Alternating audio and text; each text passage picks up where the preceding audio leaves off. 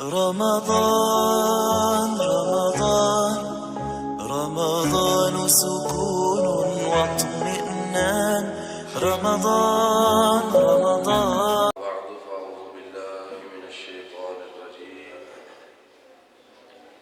عن أبي أمامة رضي الله تعالى عنه قال قال رسول الله صلى الله عليه وسلم: أنا زعيم ببيت في ربض الجنة لمن ترك المراء وإن كان محقا.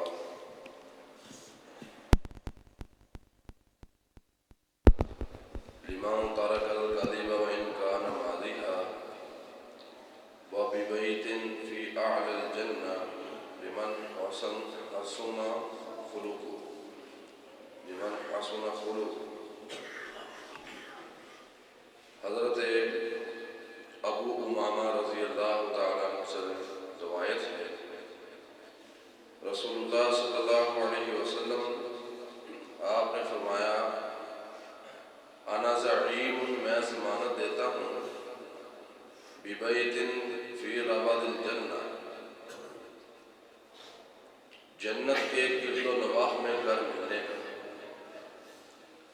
آقا فرماتے ہیں میں ضمانت دیتا ہوں جنت کے گرد و نواح میں گھر ملے گا اس بندے کو، لمن ترک المراء وان کان محقا، جو حق پر ہوتے ہوئے بھی جھگڑا چھوڑ دے، لڑائی جھگڑا چھوڑ دے، حق پر ہونے کے باوجود اس کو میں جنت کے گرد و نواح پر گھر لے کر دینے کا ضامن۔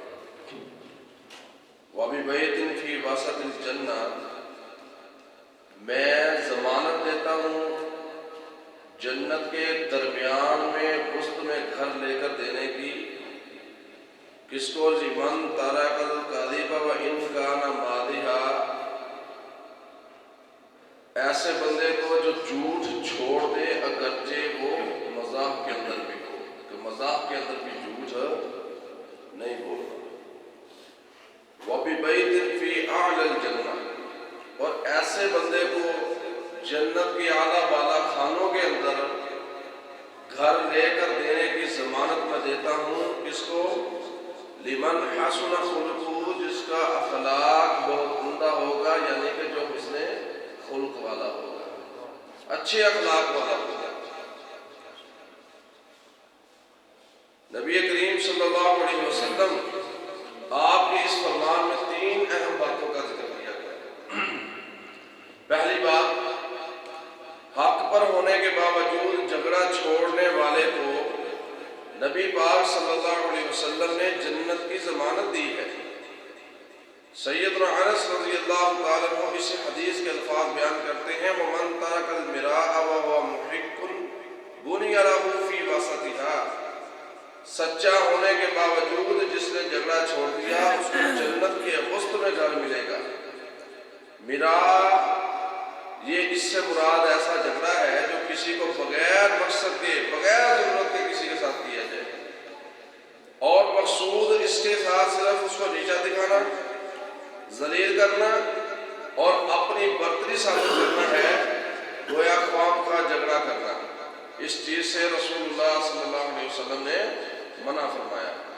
لوگ خواہ خواہ بھی جھگڑا کر لیتے ہیں، ایسے راہ چلتے ہوئے تو ویکھن کے میں دے اتنی بات بولی، ہاں جی گال کے تو کٹی، وہ اس نے ویسے کوئی بات نہیں ہو، تو اس طرح کی فضول چیزوں کے ساتھ جھگڑا کرتے ہیں، چھوٹی چھوٹی بات پر جھگڑا، ٹھیک ہے جی، عدم برداشت۔ اگر آپ بھی چاہتے ہیں کہ ہمیں رسول پاک صلی اللہ علیہ وسلم کی زبان مبارک سے نکلے ہوئے الفاظ کے مطابق جنت کے گرد و نواح میں گھر ملے، اللہ کے پیارے پیغمبر ضامن ہے، کوئی دوسرا تیسرا بندہ نہیں، اللہ کے پیارے پیغمبر جن کی زبان سے سوائے سچ کے کبھی نکلا ہی کچھ نہیں، جن کی زبان میں کون بولتا ہے؟ رب العالمین بولتا ہے۔ وما ينطق عن الهوى ان هو الا وحی، وہ اللہ کی وحی کا ہے۔ اتنے پیارے، بلکہ میں کہوں گا امام الصادقین، سچوں کے امام کا فرمان ہے کہ اس بندے کو جنت کے گرد و نواح پر گھر لے کر دوں گا جو بندہ پر ہونے کے باوجود اگلے کی زیادتی ہے، یار ٹھیک ہے کوئی بات نہیں، میں جھگڑا نہیں کرتا، زیادتی چاہے اگلے نے کی، یہی اخلاق ہے۔ ہاں جی، یہی تو اصل میں چیز ہے۔ ہمارے اکثر لوگ کہتے ہیں میں غلط بات برداشت نہیں کرتا جی، مینوں غلط گل برداشت نہیں ہے۔ او بھائی برداشت ہی غلط بات کو کیا جاتا ہے، صحیح بات کو تو برداشت بھی کرتا ہے۔ صحیح بات پر آپ جب کسی کے ساتھ ذرا اونچی نیچ کرتے تو دیکھیں ذرا، برداشت کیا ہی غلط بات ہو جاتا ہے۔ اگلے بندے نے برداشت کر دی، غلط بات کر دی، آپ نے برداشت کر دی، یہ آپ کا امتحان ہے، یہی کامیابی ہے۔ ٹھیک ہے جی، سچا بندہ زبان تک کوڑا ہوتا ہے جی، بچوں بڑا صحیح ہوتا ہے، یہ بھی فضول بات ہے۔ آپ جتنے مرضی سچے ہیں، زبان کے کوڑے اللہ کے رسول صلی اللہ علیہ وسلم سے سچے تو نہیں ہیں آپ۔ پیارے پیغمبر علیہ السلام زبان کو کوڑے تھے معاذ اللہ، یا صحابہ کرام، یا ہمیں یہ تعلیم ہے۔ اس لیے سچے ہونے کے باوجود، حق پر ہونے کے باوجود جھگڑا نہیں کرنا انشاءاللہ۔ پیارے پیغمبر علیہ السلام نے فرمایا، سیدہ عائشہ رضی اللہ تعالیٰ عنہ راوی ہیں، فرماتی ہیں ابغض الرجال الی اللہ العدل الخصم، سب سے زیادہ ناپسندیدہ آدمی اللہ کے ہاں وہ ہے جو ہٹ گرم ہو، سخت جھگڑالو ہو۔ اور اسی طرح عبداللہ بن عباس رضی اللہ تعالیٰ عنہ سے روایت ہے، نبی علیہ السلام نے فرمایا کفا بک اثما اللہ تزال مخاصما، تیرے گناہ کے لیے اتنی بات ہی کافی ہے، تجھے اتنا گناہ ہی کافی ہے کہ ہمیشہ جھگڑتا رہے، ہمیشہ لڑتا رہے۔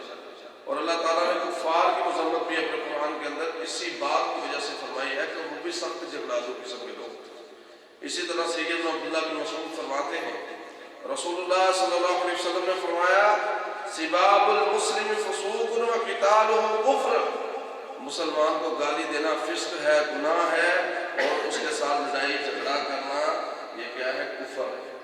یہ پیارے پیغمبر علیہ السلام نے فرمایا۔ جھگڑا ہمیشہ آپس کے اندر نفرت، بغض و عناد کو جنم دیتا ہے، جس سے کئی معاشرتی بیماریاں کھڑی ہو جاتی ہیں۔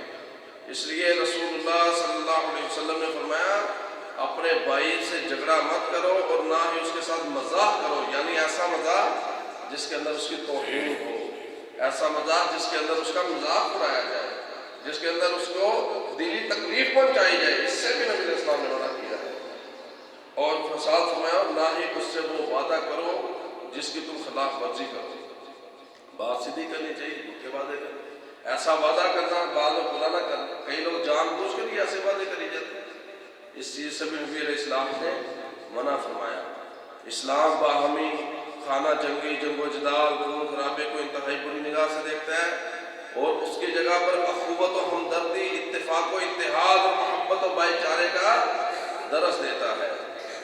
آپ دیکھتے ہیں کہ جب کفار یہود و ہنود یہ مسلمانوں کے مقابلے میں متحد ہو چکے ہیں تو مسلمانوں کو بھی چاہیے کہ اپنی تمام تر فکری، نظریاتی، علمی، عسکری صلاحیتیں یہ ایک دوسرے کے خلاف استعمال کرنے کی بجائے کفر کے خلاف خرچ کیا جائے، اور اس عالم میں محبت و مودت کا درس دیں اور اسلام کا پرچار کریں۔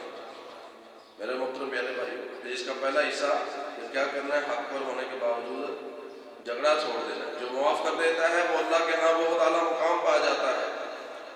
ٹھیک ہے جی، نبی کریم صلی اللہ علیہ وسلم ایک مجلس کے اندر بیٹھے ہوئے تھے، پیارے پیغمبر فرماتے ہیں صحابہ اب جو آئے گا نا، اب آپ اس چیز کو تصور میں جا کے دیکھیں کہ وہ کس قدر پاکیزہ اور اعلیٰ مجلس ہوگی جس میں خود تاجدار انبیاء تشریف فرما، اور آپ کے ارد گرد کون بیٹھے ہیں؟ پوری کائنات سے اعلیٰ ہستیاں نبیوں کے بعد، وہ ہے صحابہ کی جماعت۔ چاند ہے درمیان میں، ارد گرد ستارے ہیں، ستاروں کے درمیان میں چاند ہے۔ کیا بات ہے، واہ سبحان اللہ۔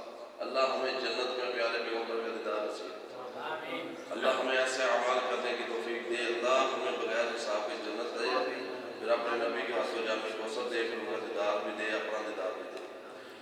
پیارے پیغمبر فرماتے ہیں ابھی جو بندہ مجلس کے اندر آئے گا نا، اس کو جنت کی بشارت ہے بغیر حساب سے۔